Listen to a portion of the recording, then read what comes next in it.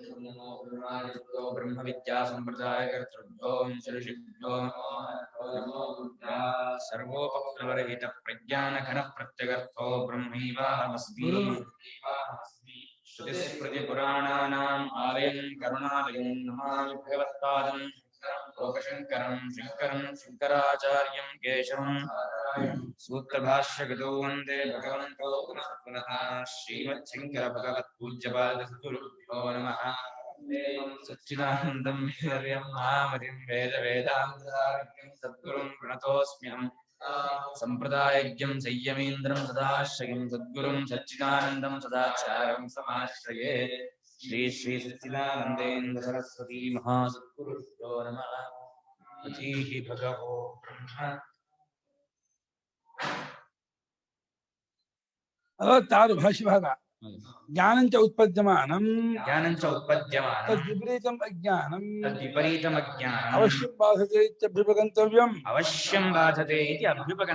ಜ್ಞಾನ ಉಂಟಾಗುತ್ತಿರುವಾಗ ಉತ್ಪದ್ಯಮಾನ ಕರ್ಮಶಾಲಚ್ಚು ಜ್ಞಾನ ಉಂಟಾಗುತ್ತಿರುವಾಗ ಅದಕ್ಕೆ ವಿಪರೀತವಾದ ಅಜ್ಞಾನ ಬಾಧೆ ಮಾಡಿ ಉಂಟಾಗುತ್ತೆ ಒಪ್ಕೋಬೇಕೆ ಹೊರತು ನೆಂಟರು ಬಂದ ಹಾಗೇನೆ ಅವರು ಬರ್ತಾರೆ ಇವರು ಇರ್ತಾರೆ ಮನೆಯವರು ಇರ್ತಾರೆ ನೆಂಟರು ಇರ್ತಾರೆ ಹಂಗಾಗಲ್ಲ.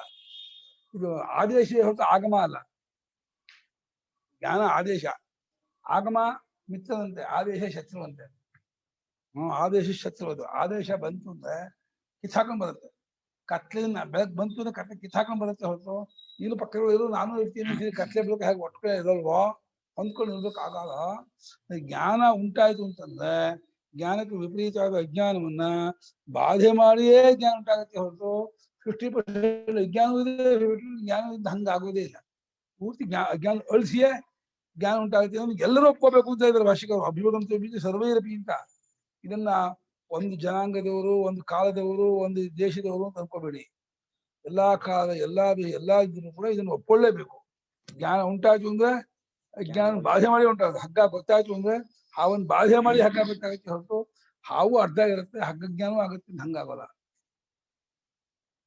ಇದು ಏನಾಯ್ತು? ತಚ್ಚ ಅಜ್ಞಾನಂ ದರ್ಶಿತಂ ಹಂತಾಹಂ ಹತೋಸ್ಮಿ ಇತಿ ಉಭೂತೋ ನ ವಿಜಾನೀತಃ ಇದೆ. ಹಂತಾಹಂ ಹತೋಸ್ಮಿ ಇತಿ ಉಭೂತೋ ನ ವಿಜಾನೀತಃ. ಅಜ್ಞಾನ ಸ್ವರೂಪ ಏನೋ ಅದನ್ನು ತೋರಿಸಿದೀವಿ.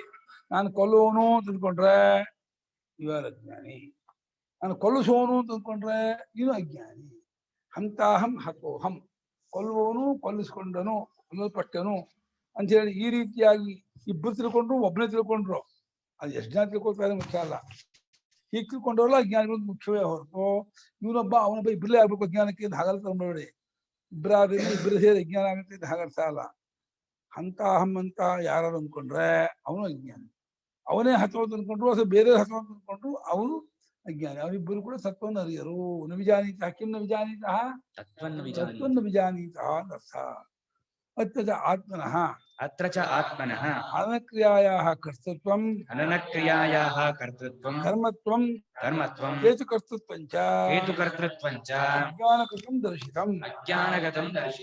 ಅತ್ರ ಚ ಅಸ್ಮಿನ್ ಶ್ಲೋಕೆ ಅಸ್ತು ಗೀತಾಭಾಷ್ಯ, ಗೀತಾಶಾಸ್ತ್ರ.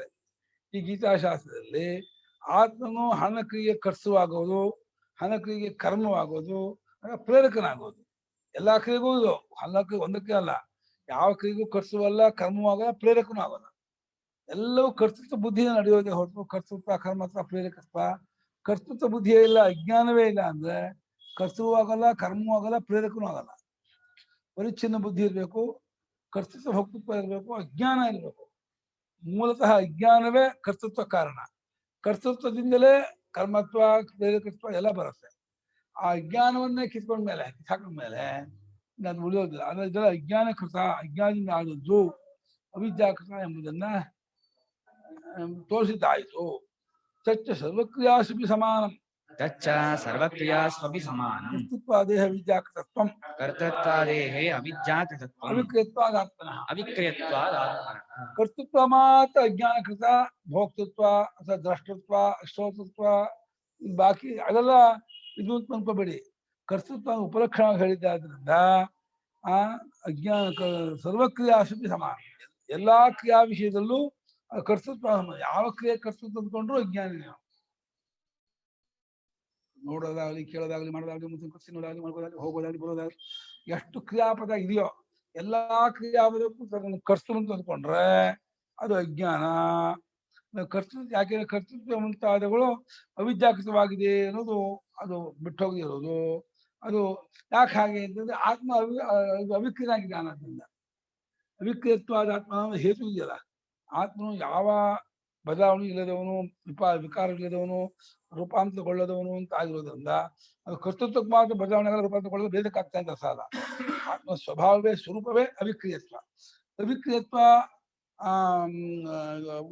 ಉತ್ಪತ್ತಿ ವಿನಾಶ ರಹಿತತ್ವ, ಆಗಮಾಪಹಿರತ್ವ ಅಂತ ಆದ್ರಿಂದ ಯಾವ ಕ್ರಿಯೆಗೂ ಆತ್ಮಕರ್ತೃ ಅಲ್ಲ. ಆದ್ರೆ ಎಲ್ಲಾ ಕ್ರಿಯಾ ವಿಷಯಕ್ಕೂ ಇದನ್ನು ಸಮಾನವಾಗಿ ತಗೋಬೇಕು. ಕರ್ತೃತ್ವ ಆದ್ರೂ ಅವಿದ್ಯಾಕೃತ ಅನ್ನೋದು ಎಲ್ಲಾ ಕ್ರಿಯೆಗೂ ಸಮಾನ. ಯಾಕೆಂದ್ರೆ ಆತ್ಮ ಅವಿಕ್ರಿಯನಾಗಿದ್ದಾನಾದ್ರಿಂದ ಯಾವ ಕ್ರಿಯೆಯನ್ನು ಆತ್ಮ ಮಾಡಿಸೋದಿಲ್ಲ. ಆಕಾಶ ಹೇಗೋ ಹಾಗೆ, ಆಕಾಶವು ಒಂದು ಹಂತದಲ್ಲಿ ಒಪ್ಕೊಂಡಿರೋದು, ಲೋಕದ ಅವಿಕ್ರಿಯ ಅದು ಅಂತ ಬದಲಾವಣೆ ಇಲ್ಲ ಅಂತ. ಆಕಾಶವು ಕೂಡ ಉತ್ಪತ್ತಿ ವಿನಾಶ ಉಳ್ಳದ್ದು, ಪರಿಚ್ಛಿನ್ನವಾದದ್ದು ಅಂದ್ಮೇಲೆ ಹೌದು ಆಕಾಶದ ದೃಷ್ಟಾಂತ ಕೊಡಕ್ ಬರಲ್ಲ. ಇರೋದ್ರಲ್ಲಿ ಹತ್ತಿರ ದೃಷ್ಟಾಂತ ಆಕಾಶ ಅಂತ ಕೊಡ್ಬೇಕು.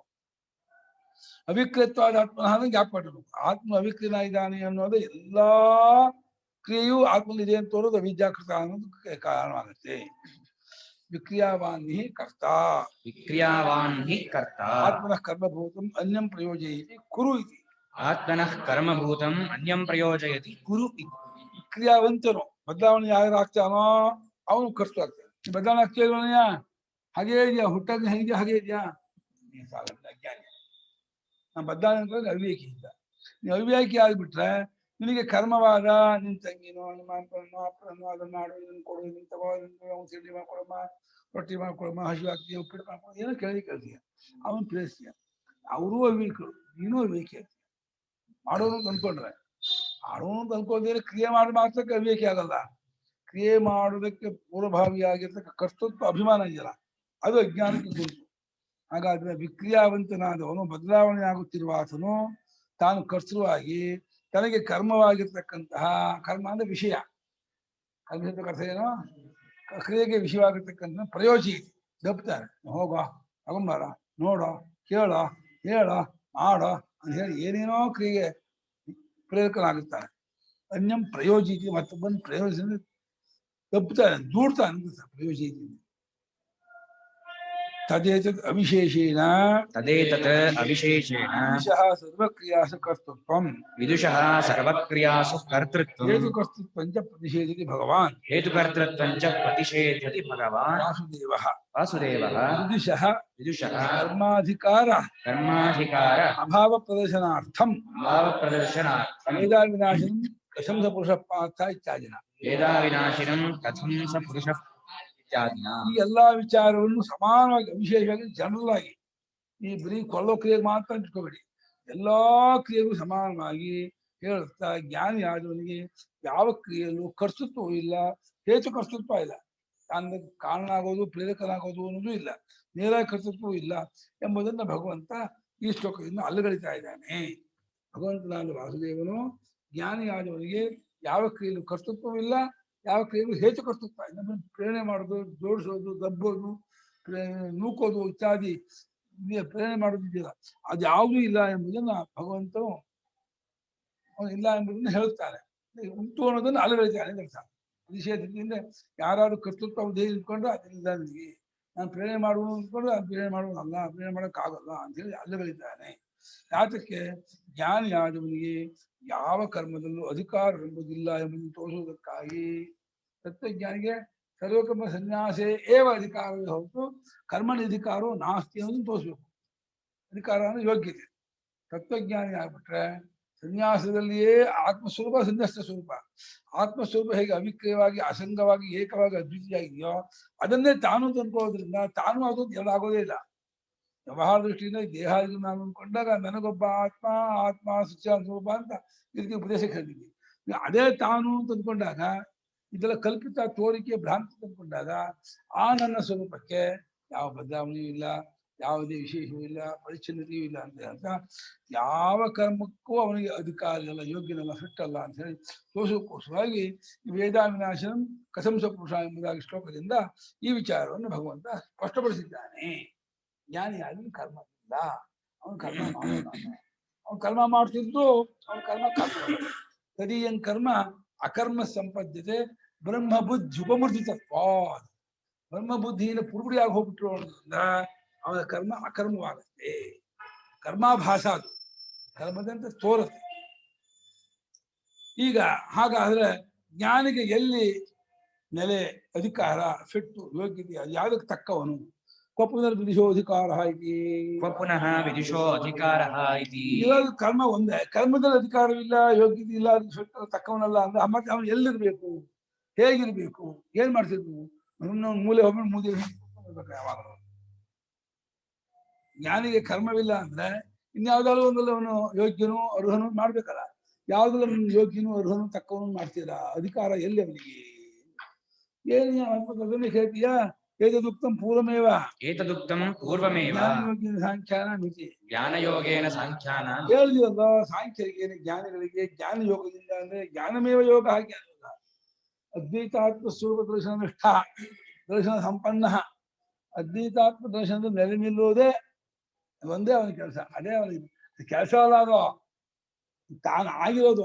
ಆಗಾಗ್ಬಿಟ್ಟು ಕೆಲಸ ಏನೋ, ಕೆಲಸ ಅಂದ್ರೆ ಕ್ರಿಯೆ ಆಗ್ಬೇಕು. ಅದ್ವೈತಾತ್ಮ ದರ್ಶನ ಕೆಲಸ ಎಂತ ಇದೆ? ಕಂಡ್ಕೊಂಡ್ಮೇಲೆ ಅದೇ ಆಗ್ಬಿಟ್ಕೊಳ್ಳೋದ್ರಿಂದ ಮತ್ತೆ ಅದಕ್ಕಿಂತ ಬೇರೆ ವ್ಯಾಪಾರ ಇಲ್ವಲ್ಲ. ಮತ್ತೇನು ಅಂತಂದ್ರೆ ಹೌದು, ಅದನ್ನೇ ಅವನ ಕೆಲಸ, ಸ್ವಭಾವ, ಸ್ವಭಾವ ಹೇಳ್ತಾ ಇದ್ದ. ಜ್ಞಾನ ಯೋಗದಿಂದ ಸಾಂಖ್ಯರಿರ್ತಾರೆ. ಸಾಂಖ್ಯನಾಗಬೇಕು ಅನ್ನೋನು ಜ್ಞಾನ ಯೋಗದಲ್ಲಿಯೇ ಇರಬೇಕು ಅಂತ ಹೇಳ್ದಂಗಾಯ್ತು. ನಾವು ಮುಮುಕ್ಷು, ನಾನು ಜ್ಞಾನ ಸಾಂಖ್ಯನಾಗಬೇಕು ಅಂತ ಅಪೇಕ್ಷೆ ಪಟ್ಟರೆ ಜ್ಞಾನ ಯೋಗದಿಂದ ನೀನು ವಿದ್ವಾನಾದ್ರೆ ಸಾಂಖ್ಯನಾಗ್ತದೆ.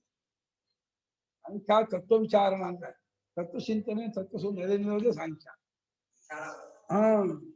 ಹಾಗಾಗಿ ಜ್ಞಾನ ಯೋಗದಿಂದ ಜ್ಞಾನಮೇವ ಯೋಗ ಅನ್ನೋ ಸ್ವರೂಪದ ಸ್ವಸ್ವರೂಪಾನುಸಂಧಾನ ಪರ್ಯಾಲೋಚನ. ಅನುಸಂಧಾನ ಮಾಡೋದು ಅನುಸಂಧಾನದ ಆಶ್ವಾಸ. ಪರಿಸಂಖ್ಯಾನ ಅಂತ ಇದ್ರ ಶಾಸ್ತ್ರಿ ಹೇಳಿದ್ದಾರೆ. ಗದ್ಯ ಭಾಗದಲ್ಲಿ ಅವನೇನು ಪರಿಸಂಖ್ಯಾನ ಮಾಡೋದು ಹೇಗೆ ಅಂತ, ತಾನು ಯಾರು ಅಂದ್ರೆ ಹೇಳಿದ್ದು ಇದು ವಿನೋವಾದಿ ಪರಿಸಂಖ್ಯಾನ. ಜ್ಞಾನಿಗಳದ್ದೇ ಹೇಳಿದ್ದಾರೆ.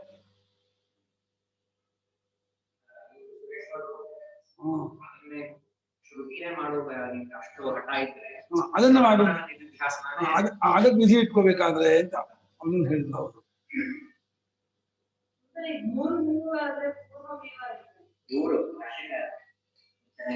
ಚರ್ಚೆ ಮಾಡ್ತಾ ಇರೋದು ಸರ್ವಕರ್ಮಾಣಿ ಮಹದ ಸನ್ಯಸ್ಯ ಅಸ್ತಿ ವಿಷಯ 5ನೇ ಅಧ್ಯಾಯದ ವಾಕ್ಯ ಜೊತೆ ಪೂರ್ವಮೇವ ಅಂತ ಇದ್ದಾರೆ.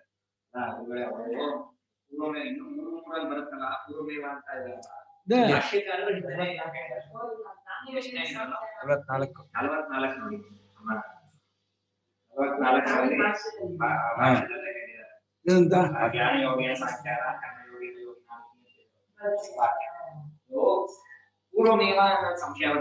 ಗೊತ್ತಾಯ್ತು.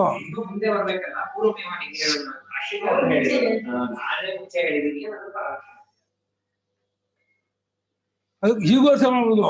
ಜ್ಞಾನಯೋಗ ಸಾಂಖ್ಯಾನ ಅಂತ ಕರೆಯೋದು ಜ್ಞಾನಿಗೆ ಸರ್ವಕರ್ಮಾಣಿ ಆ ವಾಕ್ಯ ಹೇಳ್ಕೊಂಡು ಎಲ್ಲ ಅಧಿಕಾರ ಹೀಗೆ ಹೇಳಿದ್ವಿ ಜ್ಞಾನಯೋಗಿ ಸಾಂಖ್ಯಾನ ಅಂತ.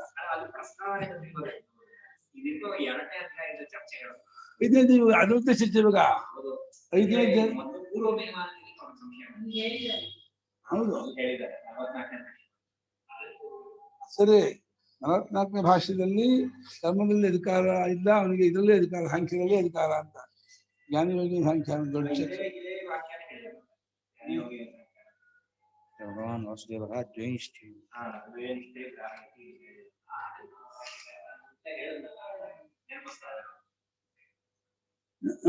ನಾನು ಮನಸ ನೋಡಿ ಇವಾಗ ನೋಡಿ ತಥಾಚ ಸ್ವರೂಪನ್ಯಾಸಂ ವಕ್ಷ್ಯತಿ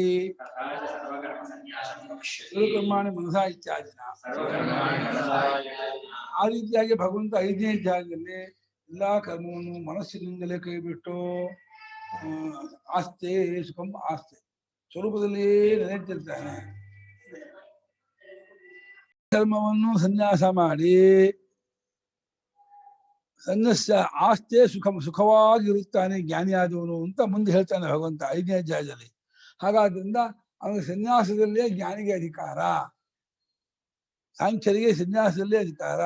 ಸಾಂಖ್ಯ ಸನ್ಯಾಸ ಜ್ಞಾನ ಸಮಾನಾರ್ಥಕವೇ. ಅದೊಂದು ಕ್ರಿಯಾರೂಪ ಅಲ್ಲ, ಒಂದು ಇದಲ್ಲ, ವಿಶೇಷ ರೂಪ ಅಲ್ಲ, ಸ್ವರೂಪವನ್ನೇ ಹೇಳ್ತಾ ಇರೋದು.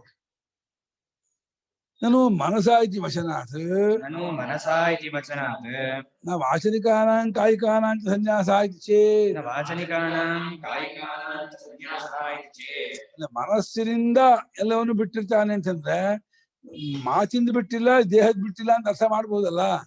ಈ ಮನಸ ಅಂತ ಅವನು ವಿಶೇಷವಾಗಿ ಸ್ಪೆಸಿಫಿಕ್ ಆಗಿ ಪಾಯಿಂಟ್ ಔಟ್ ಮಾಡಿ ಮನಸ್ಸು ಅಂತ ಹೇಳಿದ್ರಿಂದ ವಾಚನಿಕ ಕರ್ಮ ವೇದಾಧ್ಯಯನವಾಗಲಿ ದೈಹಿಕವಾದ ಯಜ್ಞೋತ್ತರ ಕರ್ಮವಾಗಲಿ ಅದನ್ನೇ ಬಿಟ್ಟಿರ್ತಾನೆ ಅಂತ ಅರ್ಥ ಆಗಲ್ವಲ್ಲ. ಮನಸ್ಸಿನಿಂದ ಮಾಡುವಂತ ಕರ್ಮ ಬಿಟ್ಟಿರ್ತಾನೆ ಅಂತ ಅರ್ಥ ಮಾಡಿ ಬರೋದಿಲ್ಲ. ಐಂದ್ರಿಯಕವಾದ ದೈಹಿಕವಾದ ಕರ್ಮಗಳನ್ನೆಲ್ಲ ಬಿಟ್ಟಿರ್ತಾನೆ ಅಂತ ಹೆಂಗ ಅರ್ಥ ಮಾಡ್ತೀರಾ? ಅದು ಸಂಕೋಚ ಮಾಡುತ್ತಲ್ಲ ಮನಸಾನ ಪದ ಅಂತ. ವಾಚನಿಕವಾದ ಕಾಯಿಕವಾದಕ್ಕೆ ಸನ್ಯಾಸ ಇಲ್ವಲ್ಲ ಅಂದ್ರೆ ನಾ ನ ಸರ್ವಕರ್ಮಾಣಿ ವಿಶೇಷಿತತ್ವ. ಸರ್ವಕರ್ಮಾಣಿ ಇತಿ ವಿಶೇಷಿತತ್ವ. ಎಲ್ಲಾ ಕರ್ಮಗಳನ್ನು ಅಂತ ವಿಶೇಷ ಸರ್ವಕರ್ಮಾಣಿ ಮನಸ ಅಂತ ಹೇಳಿದ್ರಿಂದ ಅದು ಬರೀ ಮನಸ್ಸಿನ ಕರ್ಮಗಳು ಅಂತ ಅರ್ಥ ಆಗಲ್ಲಪ್ಪ. ದೇಹ ಇಂದ್ರಿಯ ಎಲ್ಲ ತಗೋಬೇಕು ಅಂತ ಹಾಗರ್ಥ. ಅದು ಮುಂದೆ ಕೊಡ್ತಾರೆ, ಮುಂದೆ ಅದೇ ವಿಚಾರ ಇದೆ ಅಲ್ಪ. ನಾವು ಸರ್ವಕರ್ಮಾಣಿ ಅಂತ ಹೇಳಿ ವಿಶೇಷಗೊಳಿಸಿರೋದ್ರಿಂದ ಅದು ಸಂಕೋಚ ಮಾಡಕ್ ಬರಲ್ಲ ಅಂದ್ರು. ಅದಕ್ಕೆ ಮಾಡ್ತಾನೆ ಅವನು ಮಾನಸಾನಾಮೇವ ಸರ್ವಕರ್ಮಣಾಂ ಇತಿ ಚೇತ್. ಮಾನಸಾನಾಮೇವ ಸರ್ವಕರ್ಮಣಾಂ. ಹಾಗೆ ಮಾಡ್ಬೇಡ. ಇಲ್ಲ ಎಲ್ಲಾ ಕರ್ಮ ಮನಸ್ಸಿನ ಎಲ್ಲಾ ಕರ್ಮ ಮಾಡಿ ಸ್ವಾಮಿ. ಮನಸ್ಸಿನಲ್ಲಿ ನೂರಾರು ವೃತ್ತಿಗಳು ಬರುತ್ತೆ, ನೂರಾರು ಚೇಷ್ಟೆಗಳು ಯೋಚನೆಗಳು, ಅದೆಲ್ಲವನ್ನು ಬಿಟ್ಟು ಅರ್ಥ ಮಾಡಿ. ನೀವು ಎಲ್ಲಾ ಕರ್ಮ ಶಬ್ದಕ್ಕೆ ವಾಚನಿಕವಾದ ಇಂದ್ರಿಯವಾದ ದೈಹಿಕವಾದ ಎಲ್ಲಾ ಕರ್ಮ ಅಂತ ಯಾಕೆ ಅರ್ಥ ಮಾಡ್ತೀರಾ? ಅದನ್ನು ಇಳಿಸ್ಕೊಂಡು ಅದನ್ನ ಇಟ್ಕೊಂಡು ಮನಸ್ಸಿನ ಎಲ್ಲಾ ಕರ್ಮಗಳನ್ನು ಬಿಟ್ಟಿರ್ತಾನೆ ಅಂತ ಅರ್ಥ ಮಾಡ್ಬಿಡಿ. ವಾಕ್ಯಕ್ಕೆ ಅರ್ಥನೇ ಆಗ್ಬೇಕು. ಅದಾದ್ರೆ ಹೀಗೆ ಮಾಡಿದ್ರೆ ವಾಕ್ಯಕ್ಕೆ ಅರ್ಥ ಆಗುತ್ತಲ್ಲ, ಹಾಗೆ ಮಾಡ್ಕೊಂಡ್ಬಿಡಿ ಎಂದು ಪೂರ್ವಪಕ್ಷಿ ತಾನು ಆ ವಾಕ್ಯಕ್ಕೆ ಅರ್ಥ ಗತಿ ತೋರಿಸ್ತಾ ಇದ್ದಾನೆ.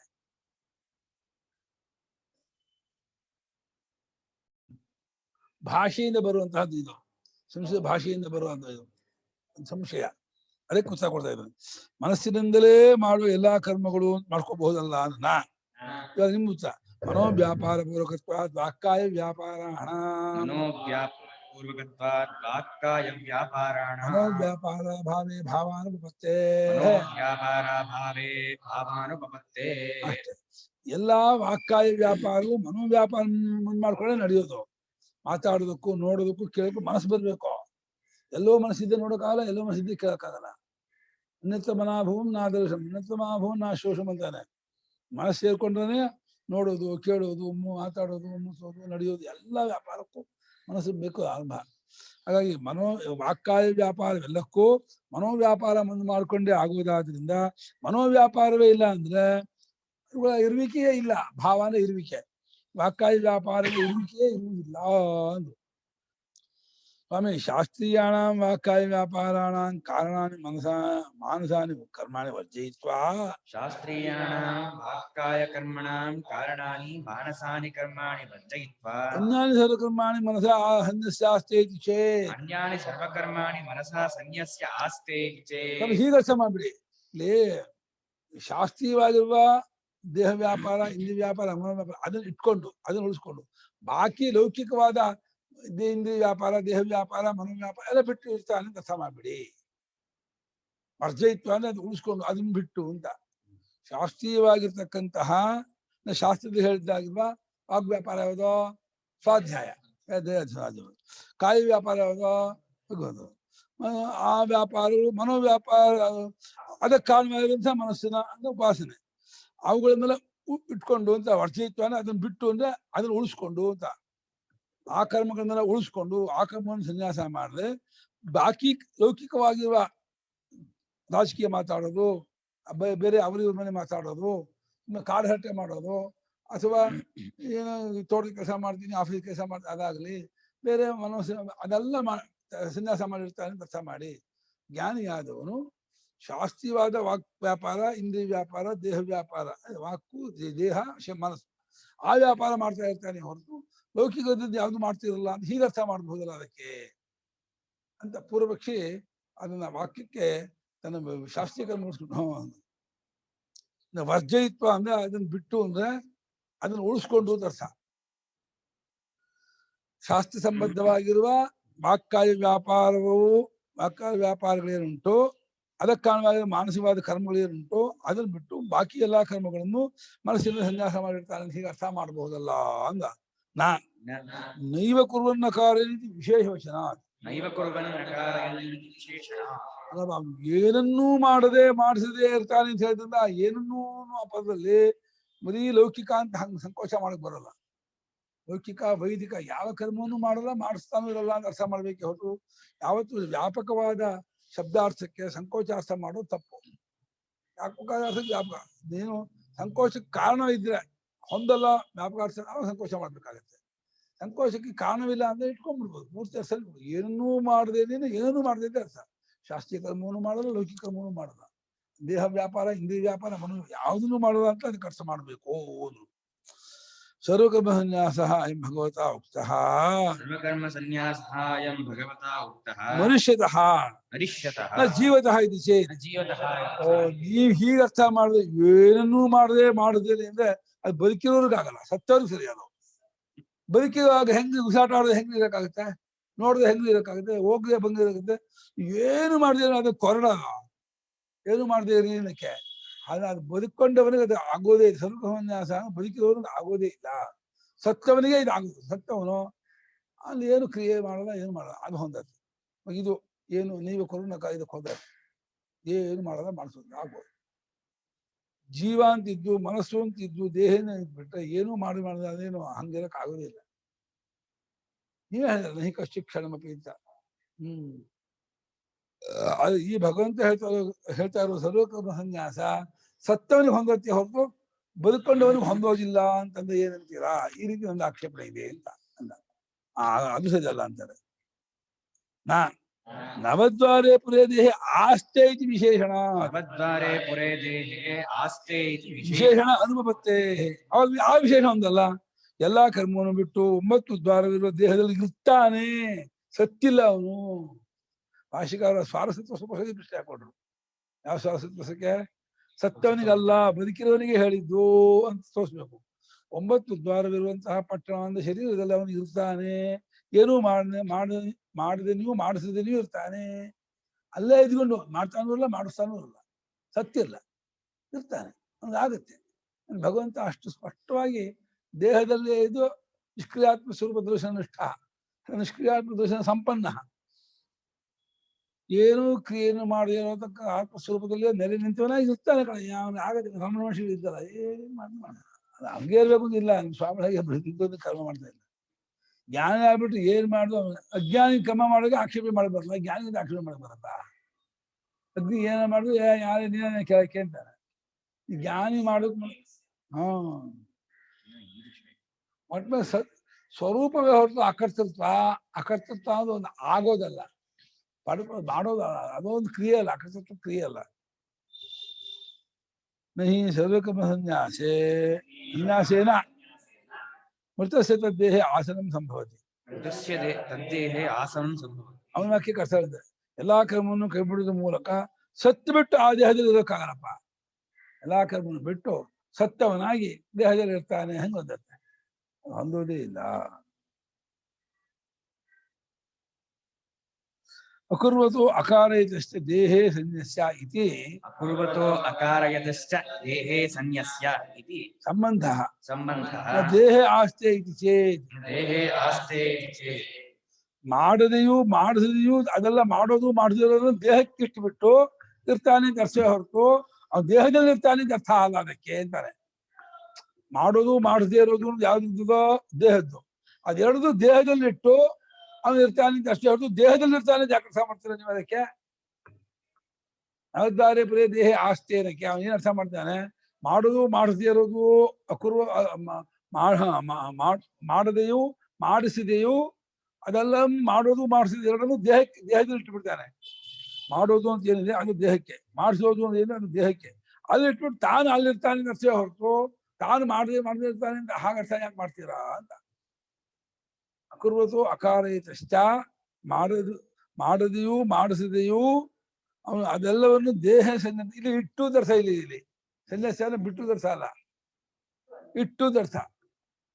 ಅದು ದೇಹದಲ್ಲಿ ಇಟ್ಟು ಅಂತ ಅನ್ವಯ ಮಾಡ್ಬೇಕೆ ಹೊರತು ತಾನು ದೇಹದಲ್ಲಿ ಇರ್ತಾನೆ ಅಂತ ಅರ್ಥ ಅಲ್ಲ ಅಂತಾರೆ. ಇದು ಹಾಗರ್ಥ ಮಾಡೋಣ.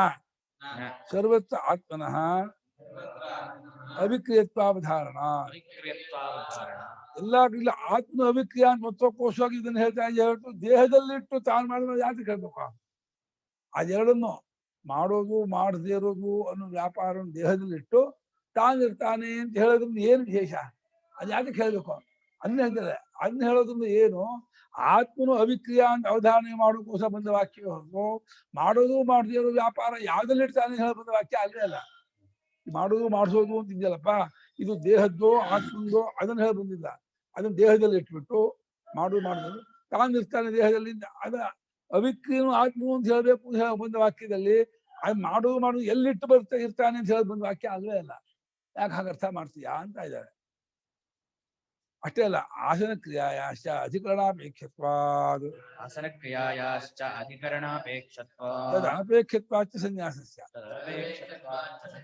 ನೀವು ಇಡೋದು ಅರ್ಥ ಮಾಡಿದ್ರೆ ಅದಕ್ಕೊಂದು ಅಧಿಕರಣ ಬೇಕಾಗತ್ತೆ ಕಣಪ್ಪ, ಎಲ್ಲಿಟ್ಟು ಅಂತ. ಅದ ಬಿಡೋದು ಅರ್ಥ ಮಾಡಿದ್ರೆ ಅದೇನು ಬರೋಲ್ಲ. ಆ ಸನ್ಯಾಸಕ್ಕೆ ಅದು ಅಪೇಕ್ಷೆ ಇಲ್ಲ. ಇಡೋದು ಅಂತ ಅರ್ಥ ಇಟ್ಕೊಂಡ್ರೆ ಎಲ್ಲಿ ನಿಧೇಹಿ ಕುತ್ತ ನಿಧೇಹಿ, ಎಲ್ಲಿ ಇಡುವುದು ಎಲ್ಲಿ ಮಟ್ಟಿ ಬರುತ್ತೆ. ಬಿಡೋದು ಅಂದ್ರೆ ಬಿಟ್ರೆ ಆಯ್ತು, ಎಲ್ಲಿ ಬರಲ್ಲ. ಅದೇ ನೀನು ಆ ಇಡೋದು ಅರ್ಥ ಮಾಡಿ ಅದನ್ನ ದೇಹದಲ್ಲಿ ಇಟ್ಟು ಏನು ಮಾಡದೆ ಇರ್ತಾನೆ ಅಂತ ಅರ್ಥ ಮಾಡ್ಬೇಡ. ಅದನ್ನ ಆತ್ಮನ ಸ್ವರೂಪ ಏನು ಅಂತ ಹೇಳ್ದಂಗೆ ಆಗೋದೇ ಇಲ್ಲ. ಆತ್ಮನ ಅವಿಕ್ರಿಯ ಅಂತ ಹೇಳ್ಬೇಕು ಅಂತ ಹೇಳೋ ಪ್ರಸಂಗದಲ್ಲಿ ಇಟ್ಟು ವಿಚಾರ ಯಾಕೆ ತಗೋತೀಯಾ? ಆ ವಿಚಾರವೇ ತಪ್ಪೋದು. ಆ ಕಾಂತ ಡೈವರ್ಷನ್ ಮಾಡೋದು ತಪ್ಪು.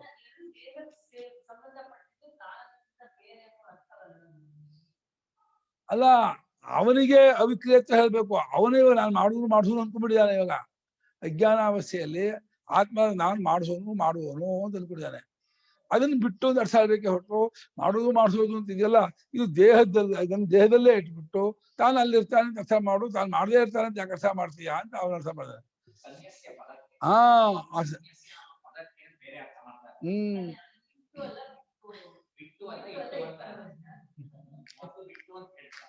ಇವಾಗ ಇಟ್ಟು ಅರ್ಥ ಮಾಡೋಣ ಅಂತ. ನೀ ಯಾಕೆ ದೇಹದಲ್ಲಿ ಇರ್ತಾನೆ ಅಂತ ಯಾಕೆ ಅರ್ಥ ಮಾಡ್ತೀರಾ? ದೇಹದಲ್ಲಿ ಇಟ್ಟು ಇರ್ತಾನೆ ಅರ್ಥ ಮಾಡಿ. ಬಿಟ್ಟು ಅರ್ಥ ಮಾಡಲೇಬೇಡಿ, ಇಟ್ಟಿರ್ತಾನೆ ಅರ್ಥ ಮಾಡಿ ಅಂತ ಇದ್ದಾನೆ. ಇವಾಗ ಇಡೋದು ಅಂತ ಅರ್ಥ ಇಟ್ಕೊಂಡ್ರೆ ಅದಕ್ಕೆ ಅಧಿಕರಣದ ಅಪೇಕ್ಷೆ ಬರ್ತಪ್ಪ, ಎಲ್ಲಿಂದ ಬರುತ್ತೆ. ಬಿಡೋದು ಅರ್ಥ ಬಿಡ್ಬಿಟ್ರೆ ಅದು ಬರೋದಿಲ್ಲ. ಆದ್ರಿಂದ ಸನ್ಯಾಸಕ್ಕೆ ಅದರ ಅಪೇಕ್ಷೆ ಇಲ್ಲ, ಎಲ್ಲಿಂದ ಆಸನದ ಅಪೇಕ್ಷೆ ಬರಲ್ಲ. ಇಡೋದು ಅಂತ ಆಸನದ ಅಪೇಕ್ಷೆ ಬರುತ್ತೆ. ಆ ಅರ್ಥ ಮಾಡಬಾರ್ದು ಅಂತ ಇದ್ದಾರೆ. ಅಷ್ಟೇ ಅಲ್ಲ, ಸಂಪೂರ್ವಸ್ತು ನ್ಯಾಸ ಶಬ್ದೋ ತ್ಯಾಗಾರ್ಥ ನ ನಿಕ್ಷೇಪಾರ್ಥ. ಸಂಪೂರ್ವಸ್ತು ನ್ಯಾಸ ಶಬ್ದ ತ್ಯಾಗಾರ್ಥ ನ ನಿಕ್ಷೇಪಾರ್ಥ. ಇದು ಬಹುಮಟ್ಟಿಗೆ ತಗೋಬೇಕು. ಇದಕ್ಕೆ ಅಪವಾದ ಅವರೇ ಮಾಡ್ಬಿಟ್ಟಿದ್ದಾರೆ 3:30 3ನೇ ಅಧ್ಯಾಯದ 30ನೇ ಶ್ಲೋಕದಲ್ಲಿ ಸಂಪೂರ್ಣವಾದ ನ್ಯಾಸ ಶಬ್ದಕ್ಕೆ ಇಡೋದು ಅರ್ಥ ಮಾಡ್ಬಿಟ್ಟಿದ್ದಾರೆ, ತ್ಯಾಗಾರ್ಥ ಮಾಡೇ ಇಲ್ಲ. ಇಲ್ಲಿ ಏನ್ ಮಾಡಿದ್ದಾರೆ? ಸಂಪೂರ್ಣವಾದ ನ್ಯಾಸ ಶಬ್ದಕ್ಕೆ ತ್ಯಾಗಾರ್ಥವೇ ಹೊರತು ಇಡೋದು ಅರ್ಥ ಇಲ್ಲ ಅಂದ್ರು.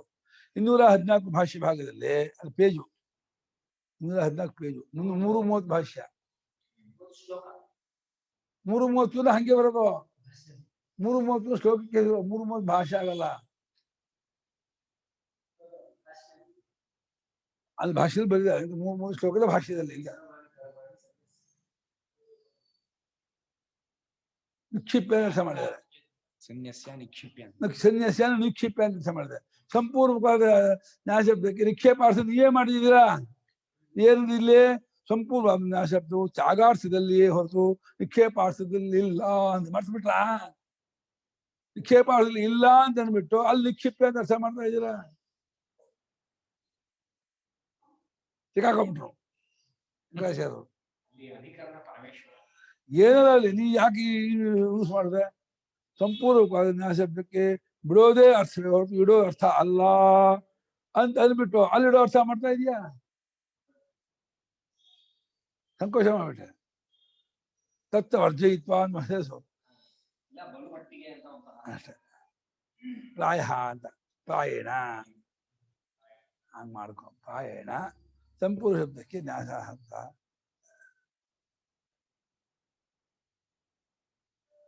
ತಸ್ಮಾ ಗೀತಾಶಾಸ್ತ್ರ ಆತ್ಮಜ್ಞಾನವತಃ ಸನ್ಯಾಸಿ ಏವ ಅಧಿಕಾರಃ ನ ಕರ್ಮಣಿ. ತತ್ರ उपरिष्टात् वरिष्ठ आत्मज्ञान प्रकरणे प्रकरणे दर्शಯಿಷ್ಯಾಮಃ. दर्शयिष्यामः. ಆದ್ದರಿಂದ ನಾವು ಅಲ್ಲಲ್ಲಿ ಅಂದ್ರೆ ಗೀತಾಶಾಸ್ತ್ರದಲ್ಲಿ ಆತ್ಮಜ್ಞಾನವುಳ್ಳವನಿಗೆ ಸನ್ಯಾಸದಲ್ಲಿ ಅಧಿಕಾರವೇ ಹೊರತು ಕರ್ಮದಲ್ಲಿಲ್ಲ ಎಂಬ ವಿಚಾರವನ್ನು ಮುಂದೆ ಅಲ್ಲಲ್ಲಿ ಆತ್ಮಜ್ಞಾನ ಪ್ರಕರಣ ಹೇಳ್ಕೊಳ್ತಾ ಹೋಗ್ತೀವಿ. ಎಲ್ಲೆಲ್ಲ ಆತ್ಮಜ್ಞಾನ ಪ್ರಕರಣ ಬರುತ್ತೋ ಅಲ್ಲೆಲ್ಲ ಈ ವಿಚಾರ ತಗೊಂಡು ಜ್ಞಾನಿಗೆ ಸರ್ವಕರ್ಮ ಸನ್ಯಾಸದ ಅಧಿಕಾರವೇ ಹೊರತು ಕರ್ಮದಲ್ಲಿ ಅಧಿಕಾರವಲ್ಲ. ಅಧಿಕಾರವೇ ಫಿಟ್ಟು, ಯೋಗ್ಯತೆ, ಅರ್ಹತೆ.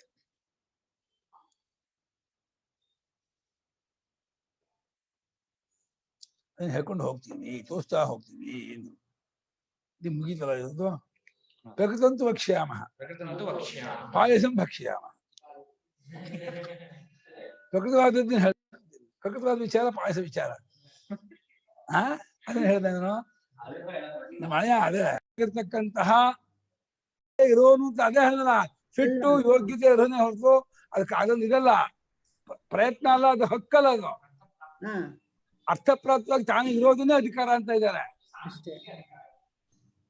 ಅದು ಜ್ಞಾನಿಗಳು ಅಲ್ಲಿ ಇರೋದನ್ನೇ ಅರ್ಥಪ್ರಾಪ್ತ ಇರೋದನ್ನೇ ಅಧಿಕಾರ ಅಂತ ಇದ್ದಾರೆ ಹೊರತು. ಅಂದ್ರೆ ಸನ್ಯಾಸ ವಿರಕ್ತ ಆದ್ಮೇಲೆ ಜ್ಞಾನ ಬರೋದ್ರಿಂದ ಮತ್ತೆ ಅದಕ್ಕೆ ಅಧಿಕಾರ ಅನ್ನೋದೇನ್ ಪ್ರಯೋಜನ ಇಲ್ಲ. ಸರಿ, ಅಷ್ಟ ಮುಮುಕ್ಷು ಆದ್ಮೇಲೆ ಮಾಡ್ಬೋದು, ಮಾಡ್ಬೇಕು ವಿಧಿ. ಮುಮುಕ್ಷುಗ್ ಬೇಕು.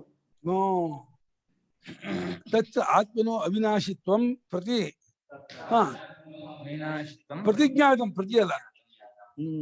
ಅಲ್ಲಿ ಅಂದ್ರೆ ಈ ವಿಷಯದಲ್ಲಿ ಪ್ರಕೃತವಾದ ಆತ್ಮ ಎಂಥವನು ಅಂತ ಹೇಳಿದ್ರೆ ಅವನು ಅವಿನಾಶಿ, ನಾಶವಾಗದವನು, ನಾಶವಿಲ್ಲವದವನು ಎಂಬ ವಿಚಾರವನ್ನು ಪ್ರತಿಜ್ಞೆ ಮಾಡಿದ್ದಾಯ್ತು, ತಿಳಿಸ್ಕೊಟ್ಟದ್ದಾಯ್ತು. ತತ್ ಕಿಮಿವ ಇತಿ ಉಚ್ಯತೆ. किमिव इति ಆತ್ಮನಿಗೆ ಯಾವ ರೀತಿ ವಿನಾಶವಿಲ್ಲ ಅಂತಂದ್ರೆ, ದೇಹಕ್ಕೂ ಬಟ್ಟೆಗೂ ಇಟ್ಕೊಂಡ್ರೆ ಹೇಗೋ ಹಾಗೆ ದೇಹ ಅದೇ ಕಾಮನ್ನು ಬಟ್ಟೆ ಬಂದು ಹೋಗಿ ಮಾಡುತ್ತೆ. ಹಾಗೆ ಆತ್ಮ ಕಾಮನ್ನು ಶರೀರಗಳು ಬಂದು ಹೋಗ್ತಾ ಇರುತ್ತವೆ.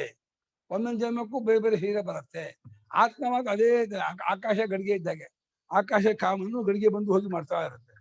ಈಗ ದೇಹ ಕಾಮನ ಇರುತ್ತೆ, ದೇಹ ಕಾಮನ್ನು ವ್ಯವಹಾರ ಇಟ್ಕೋಬೇಕು. ಬಟ್ಟೆಗಳು ವರ್ಷ ವರ್ಷ ತಗೋತಿರ್ತೆ, ಮೆಡ್ತೆ ಬಿಡಿಸಾಡ್ತಾ ಹರಿದೋಗಿ ಬಿಡಿಸಾಡ್ತಾ.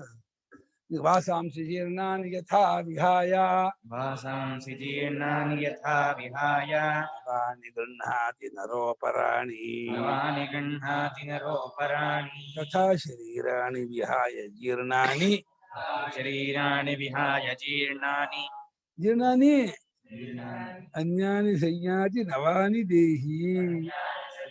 नवानि देहि वासांसि जीर्णानि यथा विहाय नवानि गृह्णाति नरोपराणि तथा शरीराणि विहाय जीर्णान्यन्यानि संयाति नवानि देहि वासांसि जीर्णानि यथा विहाय नवानि गृह्णाति नरः अपराणि तथा शरीराणि विहाय जीर्णानि अन्यानि संयाति नवानि देहि ಯಥಾ ಜೀರ್ಣಾನಿ ವಾಸಾಂಸಿ ವಿಹಾಯ. ಹೇಗೆ ಜೀರ್ಣವಾದ ಅಂದ್ರೆ ಗಡ್ಡಾದ ಅಥವಾ ಪೂರ್ತಿ ಕರ್ಗೋಗಿದ ಅದು ಬಲ ಇಲ್ಲದೆ ಇರ್ತಕ್ಕಂತಹ ಬಟ್ಟೆಯನ್ನ ಬಿಟ್ಟು ತುಂಬಾ ಮುಟ್ಟಿದ ಹರಿದೋಗುತ್ತೆ, ಗಡ್ಡ ಬಿಟ್ಟಿದೆ ಅಂತ ಬಟ್ಟೆಯನ್ನ ಬಿಟ್ಟು ಆ ಮನುಷ್ಯನು ಮನುಷ್ಯನು ನವಾನಿ ವಾಸಾಂಸಿ ಯಥಾ ಅಪರಾಣಿ ಗೃಹ್ಣಾತಿ, ಹೊಸದಾಗಿರೋ ಇನ್ನೊಂದು ಬಟ್ಟೆಯನ್ನು ಯಾವ ರೀತಿ ತಗೊಳ್ತಾನೋ ಸಂತೋಷ ತಗೊಳ್ತಾನೆ. ಅಲ್ಲಿ ಅದೊಂದು ಮುಖ್ಯ. ಜೀರ್ಣವಾದ ಬಟ್ಟೆ ಬಿಡೋಕು ಅಳೋದು ಇಲ್ಲ, ಸಂತೋಷವಾದ ತಗೊಳಕ್ ಖುಷಿಯಾಗಿ ತಗೋತಾನೆ. ಹಾಗೆ ನೀನು ವಯಸ್ಸಾದ ಮೇಲೆ ಸಾಯೋದಕ್ಕೆ ಅಳಬಾರ್ದು, ಖುಷಿ ಪಡ್ಬೇಕು. ಹೊಸ ಇನ್ನೊಂದು ಬರೋದಕ್ಕೆ ಸಂತೋಷ ಪಡ್ಬೇಕು. ಅಳ್ತೀನಿ, ವಯಸ್ಸಾಯ್ತು ಸುತ್ತೋಬಿದಿಂದ ಅಳ್ತೀಯಲ್ಲ, ಅಳೋದ್ರಲ್ಲಿ ಅರ್ಥ ಇಲ್ಲ ಅಂತ ಇದ್ದಾರೆ. ಮನುಷ್ಯ ಹಳೆ ಬಟ್ಟೆ ಬಿಡ್ಬೇಕಾದ್ರೆ ಅಳ್ತಾನ, ಹೊಸ ಬಟ್ಟೆ ತಗೋಬೇಕಾದ್ರೆ ಅಳ್ತಾನ, ನಗ್ತಾನೆ. ಹೊಸ ಬಟ್ಟೆ ತಗೋಬೇಕಾದ್ರೆ ನಗ್ತಾನೆ, ಹಳೆ ಬಟ್ಟೆ ಬಿಡ್ಬೇಕಾದ್ರೆ ಖುಷಿಯಾಗಿರ್ತಾನೆ. ಆ ರೀತಿ ದೇಹ ಬಿಡುವಾಗ ಸಂತೋಷ ಬಿಡು ಜೀವನ. ಇನ್ನೊಂದು ಬಂದಾಗ ಅದಕ್ಕೆ ಸಂತೋಷ ಪಡೋದ್ರಲ್ಲಿ ಏನು ಅರ್ಥ ಇಲ್ಲ, ಬಟ್ಟರು ಪಡೆದೋದು ಬಂದೇ ಬರುತ್ತೆ. ಅದು ದುಃಖ ಪಡಬೇಡ ಅಂತ ಅಷ್ಟೇ. ಇದು ಜೀರ್ಣವಾದ ಬಟ್ಟೆಯನ್ನು ಯಾವ ರೀತಿ ಮನುಷ್ಯ ಬಿಡ್ತಾನೋ, ಹೊಸದಾದ ಹೇಗೆ ತಗೋತಾನೋ ಗೌರಿ ಹಬ್ಬಗಳಿಗೆ, ಅದೇ ರೀತಿ ಜೀರ್ಣಾನಿ ಶರೀರಾಣಿ ವಿಹಾಯ, ಜೀರ್ಣವಾದ ಮುಪ್ಪಾದ ಹಣ್ಣು ಮುಪ್ಪಾಗಿರ್ತಕ್ಕ ಶರೀರವನ್ನೆಲ್ಲ ಬಿಟ್ಟು ದೇಹಿ ಎದ ಜೀವನು ನವಾನಿ ಅನ್ಯಾನಿ ಸಂಯಾನಿ, ಹೊಸದಾಗಿರೋ ಮತ್ತೊಂದು ಶರೀರ ಸೇರ್ಕೊಳ್ತಾನೆ. ದೇಹಿ ಸೇರ್ಕೊಳ್ತಾನೋ, ದೇಹಿಗೆ ದೇಹ ಬಂದು ಸೇರ್ಕೊಳ್ತಾನ. ಜೀವ ಹೋಗ್ತಾನೋ, ಜೀವನಿಗೆ ಇದು ಬಂದು ಅಂಟ್ಕೊಳ್ತೋ ತದಂತರ ಪ್ರತಿಪತ್ತು ರಂಹತಿ ಸಂಪರಿಷಕ್ತ ಸ್ಪಷ್ಟ ರೂಪಣಾಭ್ಯ ವಿನ ಹೋಗ್ತಾರೆ ನಿಂತ ಮಾಡಿದ್ದಾರೆ. ಮೃಗಾಣಿಕಾರ ಇಲ್ಲ ವೃತ್ತಿ ಲಾಭ ಆಗುತ್ತೆ. ಕನಸಿನಲ್ಲಿ ಶರೀರ ಬರುತ್ತಲ್ಲ, ಹೆಂಗೆ ಆ ದೇಹಕ್ಕೆ ಹೋಗಿ ಸೇರ್ಕೊಂಡು ಆ ದೇಹವನ್ನು ಅಂಟ್ಕೊಳ್ತಾವ ಅಲ್ಲ. ಕನಸಲ್ಲೂ ಶರೀರ ಇರುತ್ತಲ್ವಾ, ಕನಸು ಬಂದಿದೆ ನಿಂಗೆ, ಕನಸು ಅಲ್ಲಿ ದೇಹ ಇರುತ್ತೆ ನಿಂಗು. ಆ ದೇಹ ಅಪ್ಪ ಅಮ್ಮ ಯಾರು? ಅಪ್ಪ ಅಮ್ಮ. ಆ ಮುಂಚೆ ದೇಹನ ಮುಂಚೆ ನೀ ಅಲ್ಲಿದ್ದ ಆಮೇಲೆ ನಿನ್ ದೇಹ ಬರುತ್ತಲ್ಲ. ನೀನ್ ಅಲ್ಲಿ ಇದ್ಮೇಲೆ ದೇಹ ನಿನ್ ಬಂದು ಸೇರ್ಕೊಳ್ತಾ, ದೇಹ ಇದ್ರೆ ನೀನೇ ಹೋಗಿ ಸೇರ್ಕೊತೀವ,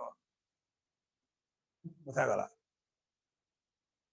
ಬರುತ್ತೆ ಒಟ್ಟು ದೇಹ ಬರುತ್ತೆ ಗೊತ್ತು, ಅಲ್ಲೊಂದು ದೇಹ ಇರುತ್ತೆ. ದೇಹ ಬರುತ್ತೋ ದೇಹ ಇರುತ್ತೋ, ದೇಹ ಆಗ್ತಾನೋ. ಆಸಾಂಸಿ ವಸ್ತ್ರಾಣಿ ಜೀರ್ಣಾನಿ ದುರ್ಬಲತಾಂಗತಾನಿ ವಸ್ತ್ರಾಣಿ ಜೀರ್ಣಾನಿ ದುರ್ಬಲಾಂಗತಾನಿ ಯಥಾಲೋಕೆ ವಿಹಾಯ ಪರಿತ್ಯಜ್ಯ ಲೋಕೆ ವಿಹಾಯ ಪರಿತ್ಯಜ್ಯ ನವಾನಿ ಅಭಿನವಾನಿ ಗೃಹಾತಿ ಉಪಾದತ್ತೆ. ನವಾನಿ ಅಭಿನವಾನಿ ಗೃಹಾತಿ ಉಪಾದತ್ತೆ. ನರಃ ಪುರುಷಃ ನರಃ ಪುರುಷಃ ಅಪರಾಣಿ ಅನ್ಯಾನಿ ಯಥಾ ತದ್ವದೇವ ಶರೀರಾಣಿ ವಿಹಾಯ ಜೀರ್ಣಾನಿ ಅನ್ಯಾನಿ ಜೀರ್ಣಾನಿ ಅನ್ಯಾನಿ ಸಂಯಾತಿ ಸಂಗಚ್ಚತಿ ನವಾನಿ ದೇಹಿ ಆತ್ಮ. ಪುರುಷವದ್ ಅವಿಕ್ರಿಯ ಏವ ಇತ್ಯರ್ಥಃ. ಪುರುಷವದ್ ಅವಿಕ್ರಿಯ ಏವ ಇತ್ಯರ್ಥಃ. ಬಟ್ಟೆ ಬಂದು ಹೋದು ಪುರುಷ ಹೇಗೆ ಅವಿಕ್ರಿಯಂಗಿರ್ತಾನೋ, ದೇಹ ಬಂದು ಹೋದು ಆತ್ಮ ಅವಿಕ್ರಿಯನು ಅಂತ ಅರ್ಥ. ಆತ್ಮನು ಅವಿಕ್ರಿಯನು ಅಂತ ಹೇಳೋಕೋಸ್ಕರ ಬಂದಂತಹ ಶ್ಲೋಕ ಇದು. ಆತ್ಮ ವಿಕಾರವಿಲ್ಲ, ಬದಲಾವಣೆ. ಎಷ್ಟು ಬಟ್ಟೆ ಬಂದ್ರು, ಎಷ್ಟು ಬಟ್ಟೆ ಹೋದ್ರು ದೇಹ ಅದೇನೇನೋ, ಹಾಗೆ ಆತ್ಮಿಗೆ ಎಷ್ಟು ದೇಹ ಬಂದ್ರು ಎಷ್ಟು ದೇಹ ಹೋದ್ರು ಆತ್ಮ ಮಾತ್ರ ಏನು ವ್ಯತ್ಯಾಸ ಆಗಿರಲ್ಲ. ಪುರಶ್ಚಕ್ರೇ ದ್ವಿಪದಃ ಪುರಶ್ಚಕ್ರೇ ದೇಶ್ಪದಃ ಪುರಸ್ಥ ಪಕ್ಷಿ ಭೂತ್ವ. ಶಿರ ಬಂದಾಯ್ತು, ಇನ್ನು ಶಿರ ಬರತ್ವ. ಮಾತಾಪಿತ ಸಹಸ್ರಾಣಿ ಪುಸ್ತದಾನ ಶತಾನಿ ಜಾನ. ಬಟ್ಟೆಗಳನ್ನ ಅಂದ್ರೆ ಜೀರ್ಣವಾದ ಬಟ್ಟೆಗಳನ್ನ ಅಂದ್ರು. ದುರ್ಬಲವಾಗಿರ್ತಕ್ಕಂತಹ ಬಟ್ಟೆಗಳನ್ನ ಹೇಗೆ ಲೋಕದಲ್ಲಿ ವಿಹಾಯ ಎಪ್ಪು ವಹಾಕ್ತ್ಯಾಗೆ ಬಿಟ್ಟು ಅಂತ. ಪರಿತ್ಯಜ್ಯ ಅದು ತ್ಯಜಹಾನು ಲೆಪ್ಪು. ವಿಹಾಯ ವಹಾಕ್ತ್ಯಾಗೆ ಬಿಟ್ಟು. ನವಾನಿನ ಹೊಸದಾದ ಅಭಿನವಾನಿನು ಇನ್ನೊಂದು ರಂಗುರಂಗ ಒಳ್ಳೆ ತಾಜಾ ಫ್ರೆಶ್ ಆಗಿರ್ತಕ್ಕಂತಹ ಬಟ್ಟೆಗಳನ್ನು ಯಾವ್ದಾನೋ ಮನುಷ್ಯನು ಪುರುಷನು ಅಪರವಾದ ಇನ್ನೊಂದಾಗಿರ್ತಕ್ಕಂಥವನು ಅದೇ ರೀತಿ ಹಾಗೆಯೇ ಶರೀರಗಳನ್ನೆಲ್ಲ ಬಿಟ್ಟು ಹೋಗ್ತಾ ಇದ್ದಾರೆ. ಇನ್ನು ತಗೊಳ್ತಾ ಹೋಗ್ತಾರೆ. ಮುಂಚೆ ಬಿಡ್ತಾರ, ಮುಂಚೆ ತಗೊಳ್ತಾನ, ಬಿಡೋದು ತಗೋಬೇಕು, ತಗೊಳ್ ಬಿಡ್ಬೇಕು. ಯಾವ್ದು ಮಾಡ್ತಾರೆ? ಬಿಟ್ಮೇಲೆ ತಗೊಳ್ತಾನ, ತಗೊಂಡ್ಮೇಲೆ ಬಿಡ್ತಾನ.